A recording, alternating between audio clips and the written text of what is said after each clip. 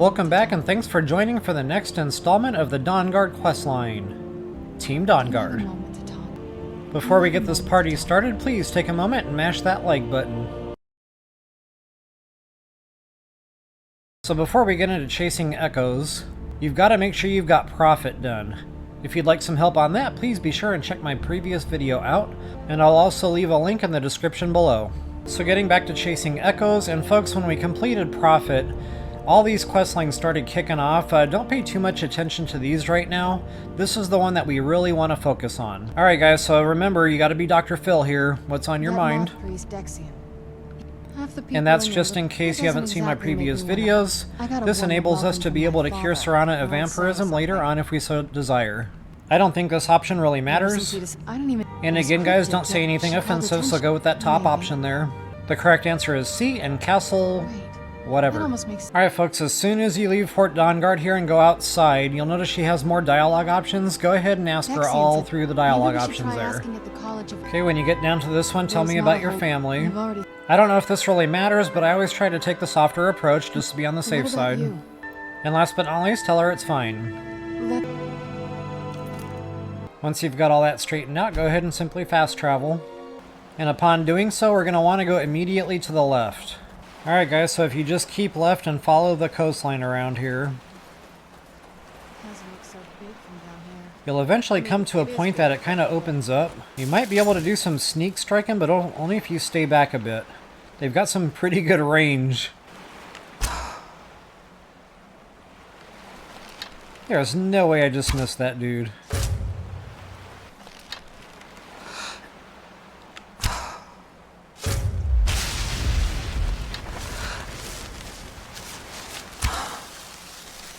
That dude would stop walking right when I shot my arrow.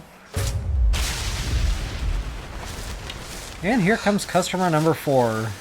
He's so trusting.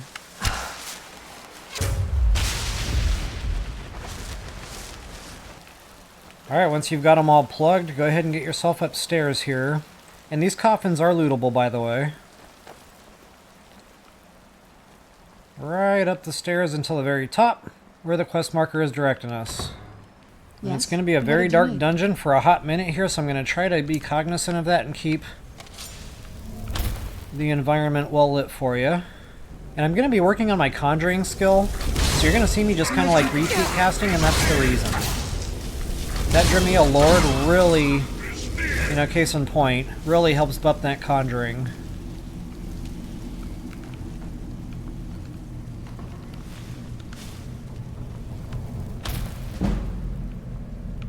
I don't think I'm going to get a chance to recast. Those dogs are going to die pretty quick. There we go.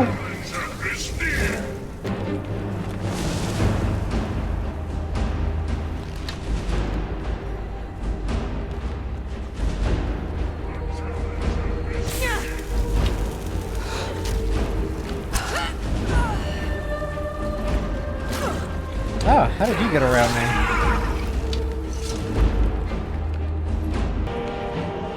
Alright, right up top side here you got some looting. And a lever to activate. I heard something.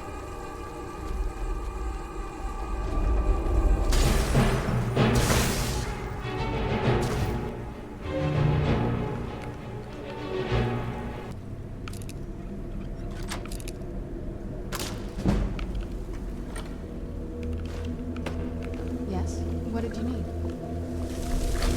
Another thing I like to do, you know, speaking of bumping conjuring, I like to keep one pre-casted, so as soon as it aggroes, it bumps the conjuring to begin with, and then hopefully by then your magic is completely recharged and you can cast 2 more right after that. So it's kind of like getting 3 bumps in conjuring out of those 3 casts for the price of 1. Oh yeah, we don't really have to go to the right. That's in case you fall down here and get spiked. That'll be the way back up right down there, and you'll pop out right back here. We want to go left.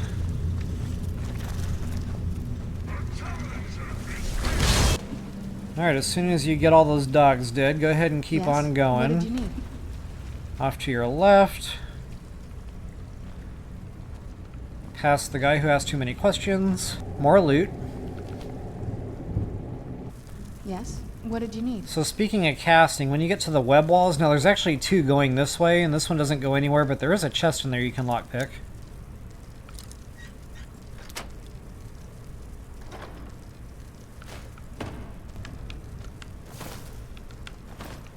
Yes? What did you need?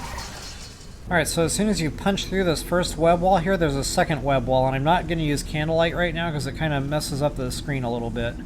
But if you want, you can actually cast, any cast really, through walls, doors, etc.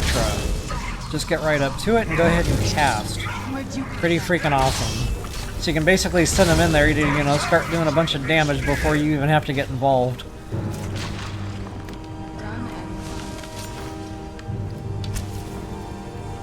Alright folks, not much for looting in here, really I'm just here for the switch.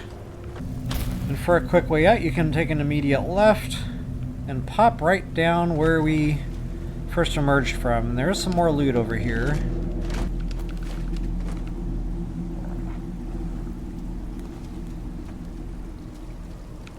And a loot chest.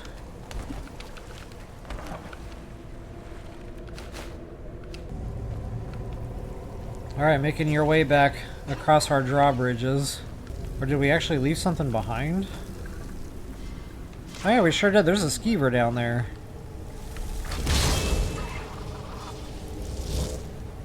It must have self-terminated.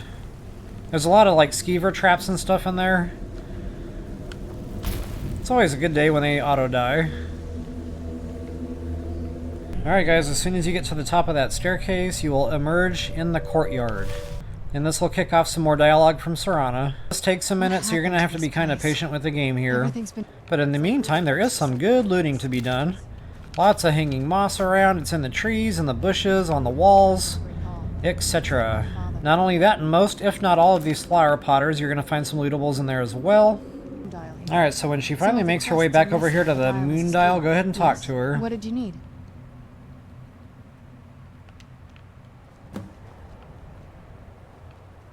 And your quest marker is now on the moon dial. So this is one of those rare times in Skyrim the quest marker doesn't actually mean anything. What it wants you to do is kind of go around and look for 4, or maybe it's only 3, of these little, like, glowing orb-looking things. They kind of look like frisbees, actually. They're not really orbs. One of them is back here in this flower bed. Don't forget your lootables.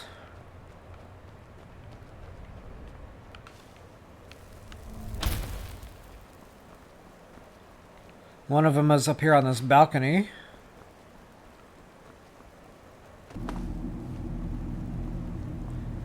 And last but not least, over here in the swamp. Once you got all 3 of those, just try to manipulate some of these ones that have a missing crest. And as soon as you get all 3 placed, that'll kick off the rest of our quest line here. Very clever, Mother. Very clever. And we have another dialogue option. Alright, now before we actually go down those stairs there are a couple of loot spots. North Tower for sure. There should be some baddies in here.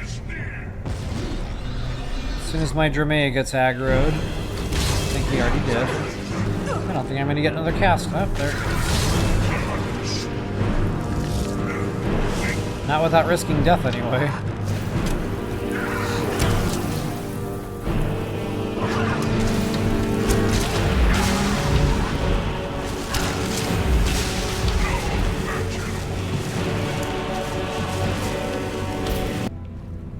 And there's like 4 treasure chests in here. And a hidden enemy.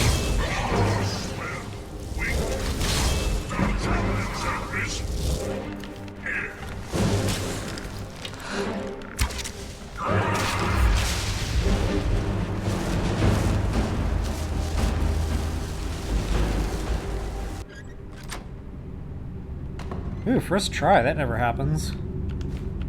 Real tough to see, but there is a necklace hanging from his hand. That was a nice touch. Alright, so from there, let's go ahead and make our way back upstairs. And this is where you're going to need Whirlwind Sprint. Because right at the top of that balcony is a goodie. And we are still not done with loot. You got your big chest here. And a hidden one tucked away up above the stairwell here.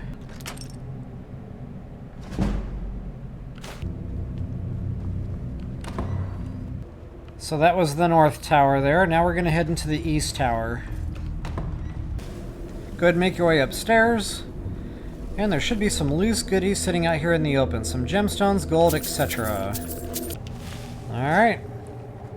Time to descend. Alright, so we're going to have to pull a pull chain here immediately to our left. Sure. It might not hurt to precast something here.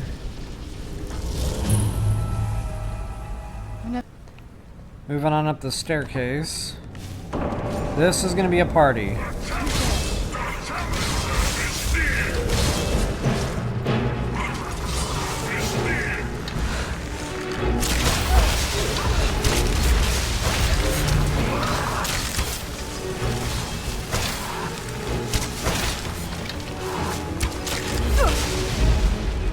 Oh, we're not done yet. Look at me getting ahead of myself.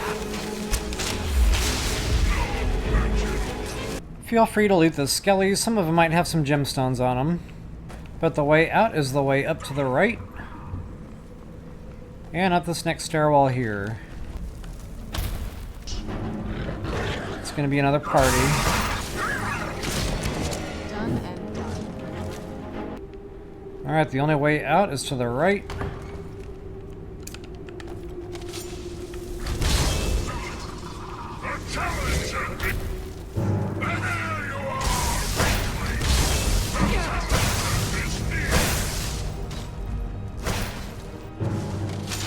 It's kind of nice to be able to just stand back and watch the show.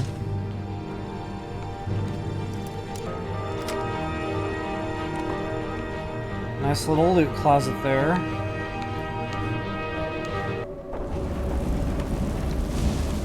There should be a couple of baddies in here.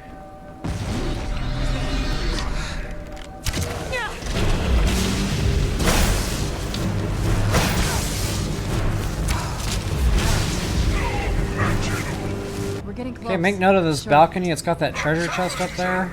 We're going to come around that from the backside.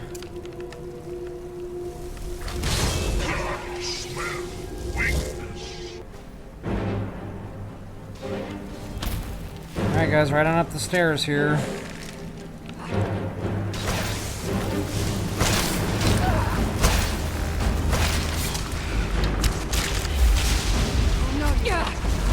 I thought I was getting drilled from somewhere. Alright, once all that fun is done, go to the left. That's going to be blocked off, so go further left. And you're going to come to this weird staircase room. Go ahead and veer left to that staircase. And that's the door you need to lockpick to come out where that balcony was, where I showed you the treasure chest.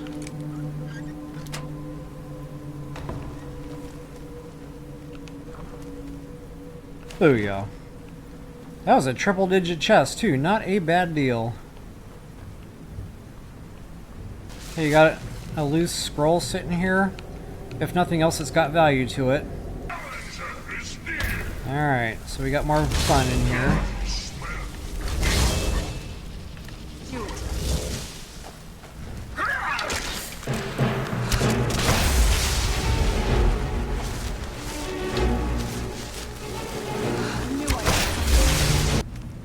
A couple of these weird looking chests too along the wall.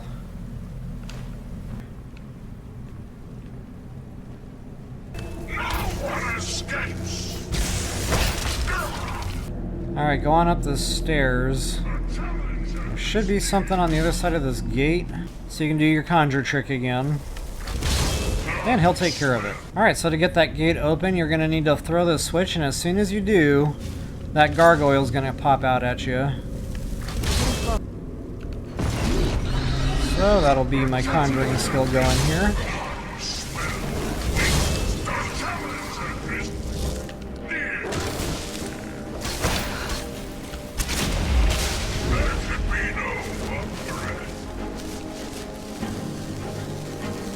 And you are now free to proceed through the gate.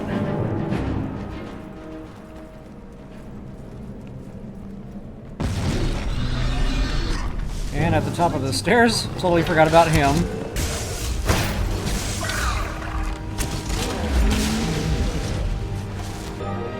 Got another door to lockpick.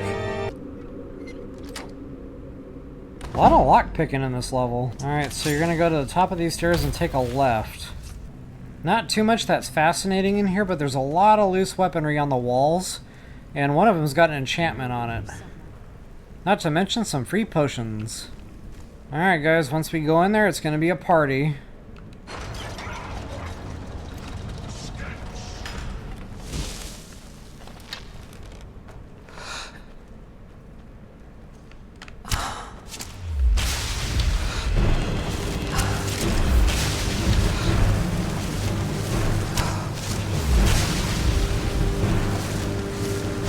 Now right above you is an overpass where they can absolutely lob arrows down at you. Looks like I only got one left.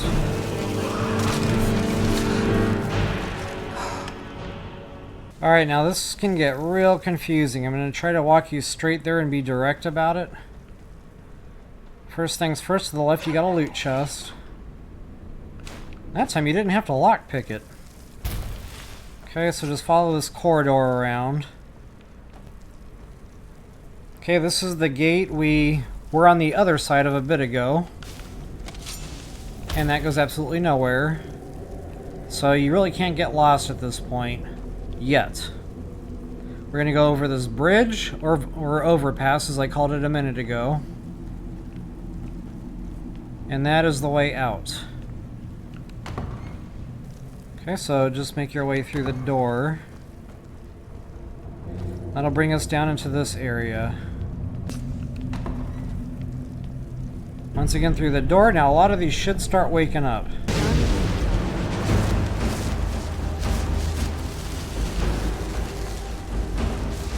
Alright, I thought more woke up than that. There we go.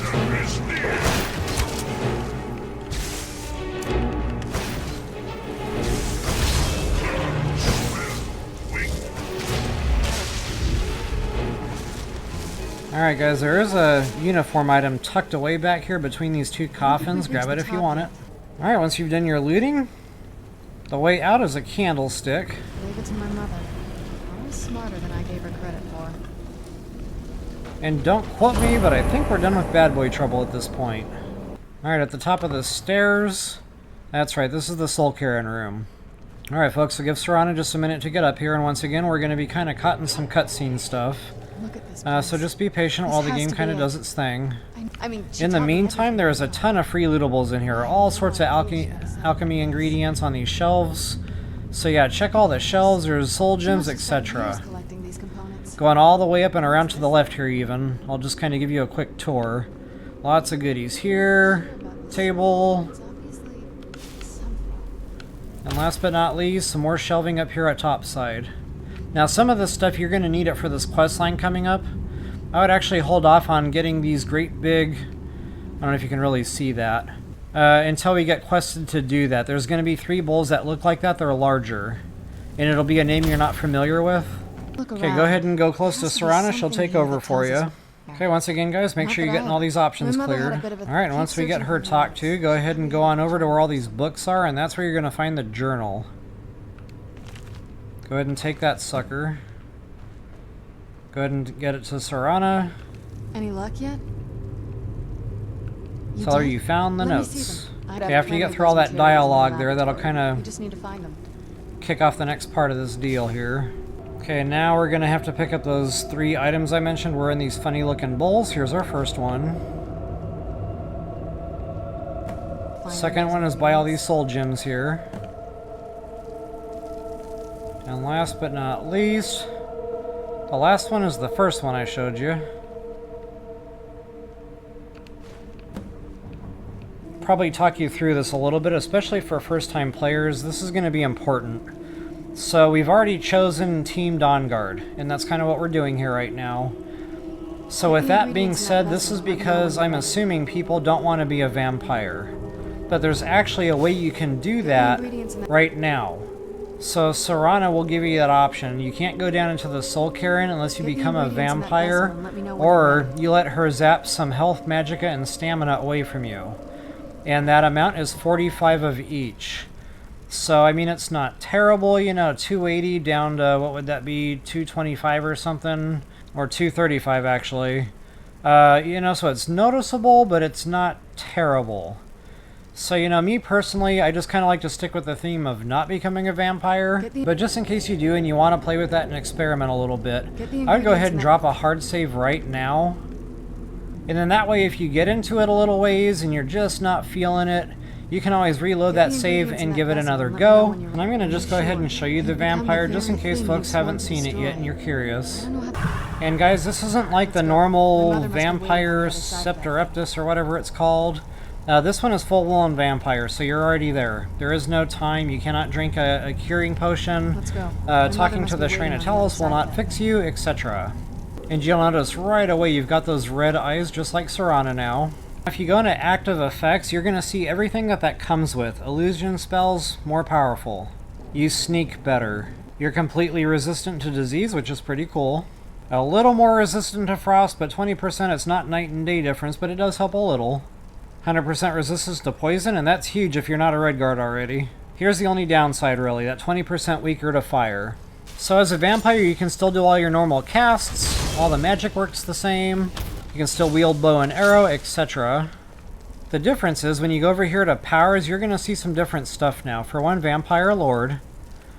You got Vampire's Servant, and Vampire's Sight.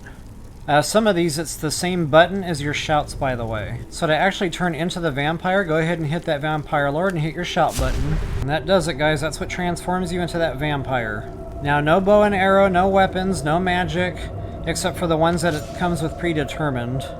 There's no inventory. It'll take you right into this, the only perk tree you can do right now, and explore these a little bit, especially if you're kind of considering doing the vampire thing.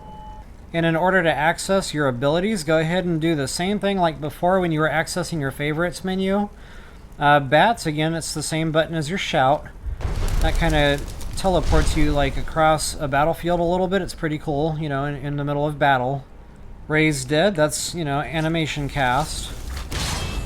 Revert Form, now if you mash that, that's going to turn you back into your human form. And Vampire Sight, guys, that's a really cool feature. You bump that once, and it kind of changes the scenery a little bit so you know it's activated. But you can see things, especially through walls. It's really, really nice feature to have.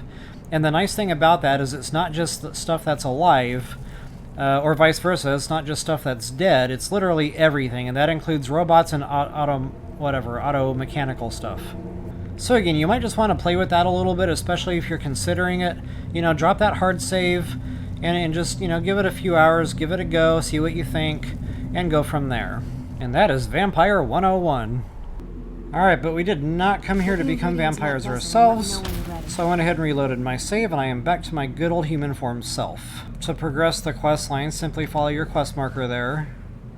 Then the rest is up to me. Go ahead and talk to Are you Serana. ready to go? I'm not entirely sure. And again, what guys, this another thing's going to important do, dialogue but I option might here. want. Go ahead and say, can I Are you ask ready you to something go? first? Of course. And I once couldn't again, help playing but beside go a along Dr. with Phil it. and the kinder, gentler approach, go ahead and Never thought the select that top option there. Alright, you tell her, let's get that portal open. That'll kind of get her going. And that'll open our Soul Cairn. Alright, now you need to try to go in there, but it won't let you, and it will damage you a little bit, so don't stand there too long. But you have to do that in order to kind of kick off the next part of the quest. Now that I think about it, Go back up to Serana, she'll take over for you. And this is where you have to make your decision whether or not to become a vampire, or let her partially soul trap you. And guys, the partial soul trap thing isn't a big deal. We can actually get that back while we're in the Soul Cairn anyway. So, you know, it's only 45 points off all your stats. It's not, you know, that big of a deal anyway. But, you know, furthermore, we can fix that when we get in there. Okay, go ahead and tell her you're ready. Make sure you tell her you trust her completely. It doesn't show you that until we actually get down in there, but it is 45 less on each stat. So, you know, health will be about 235, stam will be whatever, 45 is less of 230, and magicka, same thing. So folks, I'm going to go ahead and chop video here. When we come back, we're going to take care of the Soul Cairn. And folks, just a friendly heads up, you're probably going to be in there a few hours. It's quite extensive, especially if you want to do all the fun stuff there is to do down there. It's quite time consuming. Not only that, it's very hard to navigate. No map, everything looks the same. So, especially first-time players, you're probably going to get lost in there a lot. Just all the more reason to have a good save file, just in case, you know, something goes really, really wrong in there and you want to start all over. If you enjoyed the video, please take a moment, like, share, subscribe, and comment. It's always appreciated. And I hope to see you back for our next video installment of the Dawnguard questline, Team Dawnguard. And follow me into the Soul Cairn. So before we get into... Either I'm blind or... There we go. Oh, that's Serrano's Resurrect. Whoops. Alright folks, so at some point you're going to make your way all to the top. Alright guys, before we go on... Okay, once you come to spider web room... Any second now.